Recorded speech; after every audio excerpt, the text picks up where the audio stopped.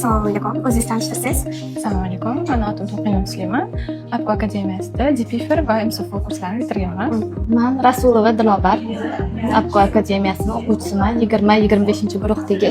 Ismim Mahamadov Davronbek. Apko talabasiman. 21-25 guruhini bitirdim. Sizlar sizga bitta savollarimiz bor. Nimaga aynan Apkoni tanlagansiz?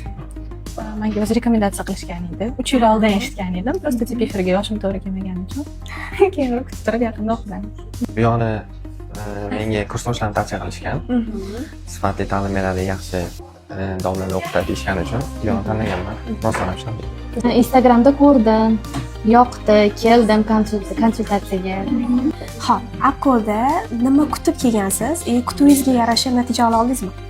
Menimcha kutganimdan ham yaxshi bo'ldi shakar. Chunki shu buxgalteriyani o'zi международный buxgalteriyani o'rganaman deb keldim. Ammo uni не только o'rgandim, oddiy hayotimga integratsiya qilib o'zi sekin-sekin. Xo'p, nima taklif qila olasiz Apkoga yana ham bundan ham yaxshiroq ta'lim berishi, sifatini oshirish uchun? Menimcha o'zi bundan yoq qanaqa bo'ladi, uni ham zo'r hammasi. Поддержка ham, darslar ham, hammasi zo'r. Taklifim yo'q, hammasi joyida, hammasi zo'r. Hammasi yaxshi, ko'nglim to'ldi.